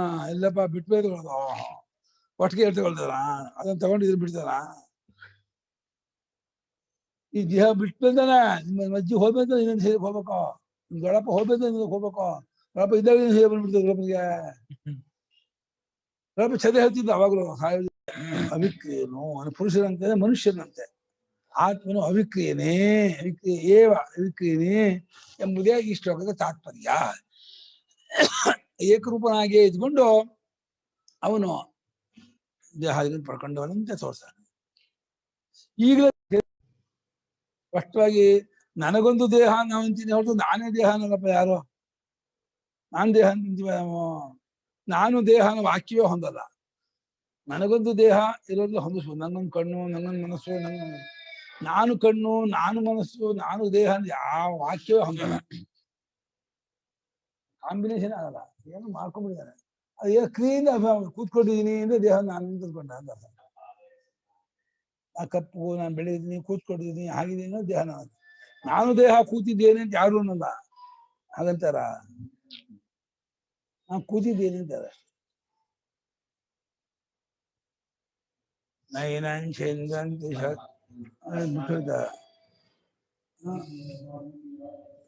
ಪುರುಷವದ ವಿಕ್ರಿಯ ಕಸ್ಮಾದ ವಿಕ್ರಿಯ ಏವಾಯಿತಿ ಆಹ ಕಸ್ಮಾದ ವಿಕ್ರಿಯ ಏವೇತಿ ಅದ್ಯಾಕೆ ಅವಿಕ್ರಿಯನಾಗಿಯೇ ಇರ್ತಾನೆ ಅಂತ. ಯಾಕೆ ಅವಿಕ್ರಿಯ ಇರ್ತಾನೋ, ಅವಿಕ್ರಿಯತಾನೆ ಹೇಗೆ ಅಂತ. ಅವಿಕ್ರಿಯನಾಗಿಯೇ ಇರ್ತಾನೆ ಅಂದ್ರೆ ಹೇಗೆ ಅಂತ. ಯಾಕೆ ಅವಿಕ್ರಿಯ ಅಂತಂದ್ರೆ ಕೊಲ್ಲೋಕ್ಕಾಗಲ್ಲ, ಕಡಿಯೋಕ್ಕಾಗಲ್ಲ, ಮಾಡೋಕ್ಕಾಗಲ್ಲ, ಆದ್ಮೇಲೆ ಅವಿಕ್ರಿಯ ಅಂತ ಅರ್ಥ ಮಾಡ್ತಾ ಇದ್ದಾರೆ. ಬೇರೊಂದು ದೇಹ ಹೊಂದುತ್ತಾನೆ, ಅವಿಕ್ರಿಯನಾಗಿಯೇ ಇದ್ಕೊಂಡು ಬದಲಾವಣೆ ಆಗದೇನೆಯೇ ಬೇರೊಂದು ದೇಹ ಹೊಂತಾನೆ ಅಂದ್ರಲ್ಲ ಅದು ಹೆಂಗೆ ಅಂದ್ರೆ ಅವ್ನು ನೋಡು ಯಾವ ಶಸ್ತ್ರಾದಿಗಳು ತುಂಡು ಮಾಡಲ್ಲ, ಬೆಂಕಿ ಸುಡಲ್ಲ, ನೀರು ಒದ್ದೆ ಮಾಡಲ್ಲ, ಅದನ್ನ ಅವನು ಅದಕ್ಕಿದಂಗೆ ಎಲ್ಗೊಂದು ದೇಹ ತಗೋತಾನೆ ಅಂತ.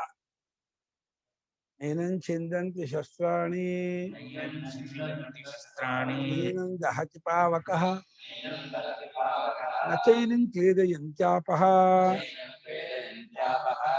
ಶೋಷಯತಿ ಮಾರುತಃ.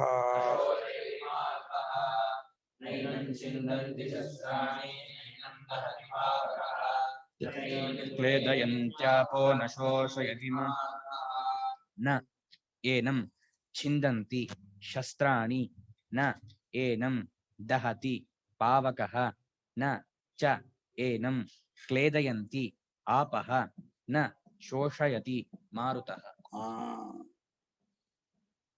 ಏನಂದ್ರೆ ಏನಂ ಪ್ರಕೃತಿ ಆತ್ಮನ, ಈ ಪ್ರಕೃತನಾದ ಆತ್ಮನನ್ನ ಶಸ್ತ್ರಗಳು ತುಂಡು ಮಾಡೋದಿಲ್ಲ, ಬೆಂಕಿ ಸುಡು ಅಂದ್ರೆ ಏನಾಯ್ತು, ನೀರು ಬೆಂಕಿ ಗಾಳಿ ಮೂರ ಇದು ತಗೊಂಡ ಪಂಚಭೂತ. ಶಸ್ತ್ರ ಅನ್ನೋದನ್ನ ಭೂಮಿ ತಗೋಬೇಕು, ಭೂಮಿ ವಿಕಾರ, ಭೂಮಿಯ ವಿಕಾರಕ್ಕೂ ವಿಕಾರವಾಗಲ್ಲ, ನೀರಿನ ವಿಕಾರಕ್ಕೂ ವಿಕಾರವಾಗಲ್ಲ, ಅಗ್ನಿಗೂ ವಿಕಾರವಾಗಲ್ಲ, ವಾಯುಗೂ ವಿಕಾರವಾಗಲ್ಲ, ಆಕಾಶ ಒಂದು ಆಕಾಶ ವಿಕಾರವಾಗಿದೆ ಕಂಡಿಲ್ಲಲ್ಲ. ಶಸ್ತ್ರಗಳೆಲ್ಲ ಭೂಮಿ ವಿಕಾರ, ಅದರಿಂದ ಆತ್ಮ ಏನು ವಿಕಾರಗೊಳ್ಳಲ್ಲ. ಪಾವಕ ಅಂದ್ರೆ ಅಗ್ನಿ, ಅದನ್ನ ಸುಡೋಲ್ಲ. ಆಪಹ ನೀರು ಒದ್ದೆ ಮಾಡಲ್ಲ, ಅದೊಂದು ಭೂತ. ಮಾರುತ ಗಾಳಿ ಒಣಗಿಸೋದಿಲ್ಲ. ಪಂಚಭೂತದಿಂದಲೂ ವಿಕಾರಗೊಳ್ಳಲ್ಲ, ಅಂದ್ರೆ ಪಂಚಭೂತ ವಿಕಾರ ದೇಹದಿಂದ ವಿಕಾರ ಅಂತಾರೆ. ಪಂಚಭೂತಗಳಿಂದಲೂ ಏನೂ ಆಗಲ್ಲ ಅಂತ ಹೇಳ್ಬೇಕು ನೋಡಿದ್ದಾನೆ ಪರಮಾತ್ಮ. ಪಂಚಭೂತದಿಂದಾದ ಅದ ವಿಕಾರವು ಆತ್ಮ ಸಂಬಂಧಪಟ್ಟಿಲ್ಲ. ಆಕಾಶ ಒಂದ್ ಬಿಟ್ಟ, ಆಕಾಶದಿಂದ ವಿಕಾರವಾಗೋದು ಕಂಡಿಲ್ವಲ್ಲ, ಆಕಾಶ ಏನು ಮಾಡೋದು ಕಂಡಿಲ್ಲ ಅಂತ ತಗೊಳ್ಳಿಲ್ಲ. ಶಸ್ತ್ರದಿಂದ ಭೂಮಿಯನ್ನು ತಗೊಂಡ್ಬಿಟ್ಟ,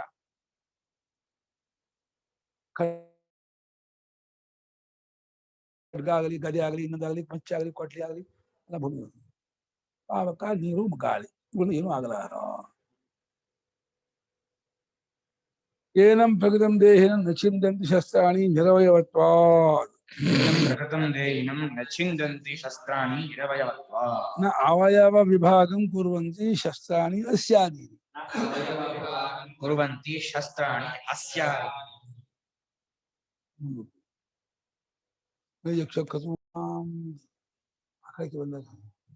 ಈ ಪ್ರಕೃತವಾದ ದೇಹಿಯಾದ ಆತ್ಮನನ್ನ, ಈ ಒಳಗಿರುವಂತ ಚಿನ್ಮಾತ್ಮನಾದ ಜೀವನನ್ನ ಶಸ್ತ್ರಗಳು ತುಂಡು ಮಾಡೋದಿಲ್ಲ. ಯಾಕೆ? ಅವಯವ ಇಲ್ಲ. ಅದಕ್ಕೆ ಅವಯವ ಇದೆ, ಅವಯವನ್ನ ಬಿಡಿಸಿ ಬಿಡಿಸಿ ತುಂಡು ಮಾಡ್ಬೋದು. ನಿರವಯವನಾಗಿರೋದ್ರಿಂದ ವಿಭಾಗವನ್ನ ಅವಯವ ಭಾಗವನ್ನು ಮಾಡೋದಿಲ್ಲ. ಅಸ್ಯಾದಿ, ಹಸಿನ ಕತ್ತಿ, ಅಸ್ಯಾದಿನ ಕತ್ತಿಯ ಮುಂದೆ ಕತ್ತಿ, ಚಾಕು, ಮಚ್ಚು, ಕೊಡ್ಲಿ ಯಾವುದು ತುಂಡು ಮಾಡೋದಿಲ್ಲ. ಅಸ್ಯ ಇವನ ಅಂತ ಸಾಲ, ಹುಸಿ, ಹಸಿಗೆ ಆದಿ ಅಸ್ಯಾದಿ. ಅಸ್ಯ ಬೇರೆ, ಉಸಿ ಬೇರೆ. ಇದು ಉಸಿ, ಅದು ಅಸ್ಯ. ಅಸ್ಯ ಅಂದ್ರೆ ಇವನ, ಉಸಿ ಉಸಿದು ಸಮೃದ್ಧ ಪ್ರಯತ್ನ. ಉಸಿ ಅಂದ್ರೆ ಖಡ್ಗ, ಎಣ್ಣೆ ಅನ್ನ, ತುಂದೆ ತಂದೆ. ನಮ್ಮ ಎಣ್ಣೆ ಅಂದ್ರೆ ಅಂಬಸದ ಎಣ್ಣೆ, ಎಣ್ಣೆಗೆ ಎಣ್ಣೆ ಅಂತಾರೆ. ಇದು ಅಸ್ಥಿಸ್ಥಃ ಸಂತಿ ಹಸಿ, ಅದು ಆವೆ ನಿವೃತ್ತ ಪದ ಹಸಿ ಇದ್ದಾನೆ. ಇದು ಉಸಿ, ಹೂವಲ್ಲ ಹಸಿ. ಎಷ್ಟು ಸಣ್ಣ ಸಣ್ಣ ಸಣ್ಣ ವ್ಯತ್ಯಾಸ ಭಾಷೆಯಲ್ಲಿ ಹೆಂಗಿಂದ ಆಗುತ್ತೆ ಅರ್ಥ ಅಂತ. ಖಡ್ಗವೇ ಮುಂತಾದ್ರು ತುಂಡು ಮಾಡೋದ ಕಣಪ್ಪ. ತಥಾ ನೈನಂ ದಹತಿ ಪಾವಕಃ ಅಗ್ನಿರಪಿ ನ ಭಸ್ಮೀಕರೋತಿ. ಬೆಂಕಿ ಆಗಿರ್ಬೋದು ಸಾರ್, ಬೆಂಕಿ ಆಗಿರ್ಬೋದು, ಇವನನ್ನು ಏನು ಮಾಡುವಾರ ಯಾಕೆ ಬೂದಿ ಮಾಡಕ್ಕಾಗಲ್ಲ. ದೇಹ ಬೂದಿ ಮಾಡ್ಬಿಡುತ್ತೆ, ಮೂಳೆ ಸುಟ್ಬಿಡುತ್ತೆ, ಕೂದು ಗುರಿಯ ಸುಟ್ಟೋಗುತ್ತೆ. ಆತ್ಮನ ಅರಿವನ್ನ ಅಗ್ನಿಗೂ ಆತ್ಮ, ಅದು ಅಗ್ನಿಗೂ ಒಳಗಿರ್ತಕ್ಕದ್ದು, ಅಗ್ನಿಗೂ ಸಿಗೋದೇ ಇಲ್ಲ. ಅಗ್ನಿತ್ವ ಬಂದಿದ್ದೆ ಅದರಿಂದ. ನಿಜವಾದ ನೋಡಿ, ಅವನು ಬಹಳ ಘಟಕ, ಏನು ಮಾಡೋದು ಎಲ್ಲ ಮಾಡಿಸ್ತಾನೆ ನೋಡು. ಆಶ್ಚರ್ಯ ಅಂದ್ರೆ ಕುಂಟ ಇದ್ದಂಗೆ ಪರಮಾತ್ಮ. ಕುಂಟ ಹೇಗೆ ತಾನು ಇದ್ದಾಗದಲ್ಲಿ ಎಲ್ಲ ಅವನೇ ಮ್ಯಾನೇಜರ್ ಆಗ್ಬಿಟ್ರೆ ಎಲ್ಲರೂ ಮಾಡಿಸ್ತಾ ಇದ್ದಾನೆ. ಕುಂಟ MD ಆಗ್ಬಿಟ್ರೆ ಇದು ಮಾಡ್ಬಿಟ್ಟು ಎಲ್ಲ ಇದು ಮಾಡೋ ಹಾಗೆ ರಿಪೋರ್ಟ್ ಮಾಡ್ಕೊಂಡು ಹಾಗೆ ಹೊರಬಂದು ಏನು ಕ್ರಿಯೆ ಮಾಡಿ ಸುಮ್ಮನೆ ನೋಡ್ತಾ ಇರೋದ್ರೆ ಗಿಡಗಳು ನಡ್ಬಿಡುತ್ತೆ. ಇದು ನೋಡ್ತಾ ಇದ್ದೀನಿ ಮಾರಾಯ ಮಾಡ್ರು ಎಲ್ಲ ಮಾಡ್ತಾರೆ. ವಿಷಾಸ್ಮಾತ್ ಪೋದೆ ಭೀಷ ಏನು ಮಾಡಿದ್ರೆ ಹೆದರ್ಸ್ತಾ ಇದ್ದಾನೆ, ಏನು ಮಾಡಿದ್ರೆ ಮಾಡಿಸ್ತಾ ಇದ್ದಾನೆ ಅಷ್ಟೇ. ಬೆಂಕಿಯು ಕೂಡ ಇದನ್ನು ಬೂದಿ ಮಾಡಲಾರದು. ತಥಾ ನಚ ಏನೇನ್ ಕ್ಲೇದಯಂತಿ ಆಪಹ ಧಾತುವಿನ ಕ್ಲೇದಯತಿ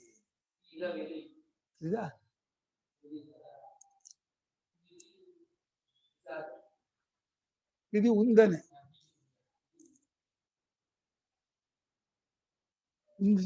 ಸಿಂಪಡಿಸೋದು ನಾನು ನೆನೆಯೋದು ಅಂತ. ಉಂದಿ ಕ್ಲೇದನೆ ಇನ್ನೊಂದಿದೆ, ಆಪ ಉಂದಂತು ಉಂದಿ ಕ್ಲೇದನೆ ಇದೆ ಒಂದು. ಒದ್ದೆ ಮಾಡೋದು ಅಂತ.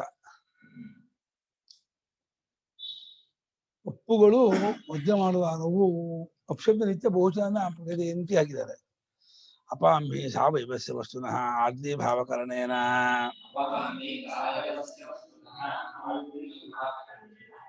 ಅವಯವ ವಿಶ್ಲೇಷಾಪಾದನೆ ಸಾಮರ್ಥ್ಯಂ ದೃಷ್ಟಂ ಅಂತ ಸಾಮರ್ಥ್ಯ ಕಂಡಿದೆ ಅಂತ.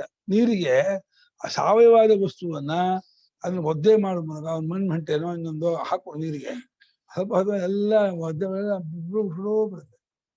ಮರತ್ಕೊಂಡು ತಿಂಗಳುಗಟ್ಟಲೆ ನೀರಲ್ಲಿ ಹಂಗೆ ಉಬ್ಕೊಂಡ್ಬಿಡು ಎಲ್ಲ ಬಿಟ್ಕೊಂಡ್ಬಿಡುತ್ತೆ. ಆ ಅವಯವಗಳನ್ನೆಲ್ಲ ಒದ್ದೆ ಮಾಡೋದ್ರ ಮೂಲಕ ಅವಯವಗಳನ್ನ ವಿಶ್ಲೇಷಣೆ ಮಾಡೋದನ್ನ ಬಿಡಿಸ್ಬಿಡುತ್ತೆ. ಅವಾಗ ಅದನ್ನ ಬೇರೆ ಬೇರೆ ಮಾಡೋ ಸಾಮರ್ಥ್ಯ ಇದೆ ನೀರಿಗೆ. ಆ ಸೋರತ್ತಲ್ಲ ಮಳೆಗಾಲದ ಮನೇಲಿ ಆ ಸೋರಿ ಆ ಮರುಗಳು ದಬ್ಬೆ ಎಲ್ಲ ರೆಡ್ಡಾಗ್ಬಿಡುತ್ತೆ. ತೊಲೆ ಮೇಲೆ ತೊಲೆ ಎಲ್ಲ ರೆಡ್ಡಾಗುತ್ತೆ. ಬಾಗಿಲು ಹಾಳಾಗುತ್ತೆ. ತಮಾಷೆ ಅನ್ನೋದೇ ಮನೇಲೆ ಬೀದಿ ಬಾಗಿಲು ದಿನ ಇದು ಒರೆಸ್ತಾರೆ ನೀರು ಹಾಕಿ. ಬೀದಿ ಬಾಗಿಲನ್ನ ನೀರು ಅದ್ರಲ್ಲಿ ಏನೂ ಆಗಲ್ಲ. ಮಳೆ ನೀರಿದೆಯಲ್ಲ ಅದು ತುಂಬಾ ಜಾಸ್ತಿ ಆಗಲ್ಲ, ಇದಿದೆ ಉಪಂಶ ಜಾಸ್ತಿ, ಕ್ಷಾರ ಅದಾಗಲಿಲ್ಲ. ಆ ನೀರೇ ಭೂಮಿ ತಾಗಿದ್ರೆ ಅದ್ರ ಕ್ಷಾರ ಎಲ್ಲ ಎಳ್ಕೊಂಡ್ಬಿಡುತ್ತೆ, ನೀರು ಪ್ಯೂರ್ ಆಗುತ್ತೆ. ಅದು ನೇರಾಗ ನೀರಿದೆಯಲ್ಲ ತಸ್ಮಾ ದಿವ್ಯಾ ಆಪೋ ಅಶಾಂತಾ ಇಮಂ ಲೋಕಮಾಗಚ್ಚೇಯು ಶ್ರುತಿ ಹೇಳ್ತದೆ. ಅಶಾಂತಾ ಆಪಃ ದಿವ್ಯ ಆಗಚ್ಚೇಯು. ದ್ವಿಲೋಕನ ಬರುವಾಗ ನೀರು ಕ್ರೂರವಾಗಿ ಬರ್ತದೆ, ಅದು ತುಂಬಾ ಹಾರ್ಡ್. ಅದು ನೇರ ತಗೊಂಡು ಕುಡಿಬಾರ್ದು. ಅದನ್ನ ಅದು ಒಳಗೆ ಬರುತ್ತಲ್ಲ, ಆ ನೀರು ಹಿಡಿದು ಕುಡಿದ್ರೆ ನಿಮ್ಗೆ ಒಳ್ಳೇದಲ್ಲ. ಆ ತಟ್ಟೆ ಹಿಡಿದು ಕುಡಿರಿ, ಅದು ನಿಮ್ಗೆ ಒಳ್ಳೆ ಆಗಲ್ಲ. ಶ್ರುತಿ ಹೇಳ್ತೆ ದ್ವಿಲೋಕದ ಬರುವ ನೀರು ಡೈರೆಕ್ಟ್ ಆಗಿ ತಗೊಂಡು ಕುಡಿದ್ರೆ ಖಂಡಿತ ನಿಮಗೆ ಬೇದಿ ಇದಾಗುತ್ತೆ, ಅನಾರೋಗ್ಯ ಆಗುತ್ತೆ. ಅಶಾಂತಾಹ ಕ್ರೂರಾಹ ಆಪಹ ಅನುಚ್ಛೇಯು ಲೋಕಮಾಗಚ್ಚೇಯು. ಆಪೋ ದೇವಿ ಬೃಹತಿ ವಿಶಿಶುಂಭುವ ಇತ್ಯಾಹ ತಸ್ಮಾ ದೇವೀನ ಲೋಕಾಯ ಬೀದಿ ತಸ್ಮಾತ್ ಶಾಂತ ಶ್ರುತಿ ಹೇಳ್ತಿ ನೀರು ಭೂಮಿ ತಗೊಂಡ್ಬಿಡ್ತದೆ, ಶಾಂತ ಮಾಡ್ಬಿಡ್ತದೆ. ಅದು ಎಲ್ಲ ಉಪಂಶದಿಂದ ಹಾಕೊಂಡ್ಬಿಡ್ತದೆ. ಶ್ರುತಿ ಹೆಂಗ್ ನೋಡ್ಕೊಂಡಿದೆ ಅಂದ್ರೆ ಈ ನೀರು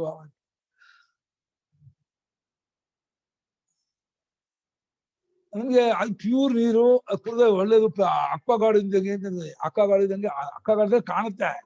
ಆದ್ರೆ ಆ ನೀರು ಕುಡಿದ್ರೆ ನಮ್ಮಲ್ಲಿ ಇದು ಬೀಳ್ತಾ ಇದೆ, ಮಗ ತುಂಬಾ ಬೀಳ್ತಾ ಹಿಂಗೆ ಕುಡ್ತಿದ್ವಿ ಅಂತ ಬೈತಿದ್ವಿ. ನೀರು ಕುಡಿಬೇಡ್ರಿ ನೋಡು, ಸುಮ್ಮನೆ ಇದ್ದಾರೆ ಹೇಗಿರುತ್ತೆ ಅಂತ. ಸಪ್ಪೆ ಒಂಥರ ಅದೇ ಒಂದು ಇದು ಕ್ಷಾರ. ಅದು ಇಷ್ಟು ಇದು ನಮ್ಮ ಹೊಳೆನಷ್ಟು ರುಚಿ ಅಲ್ಲ.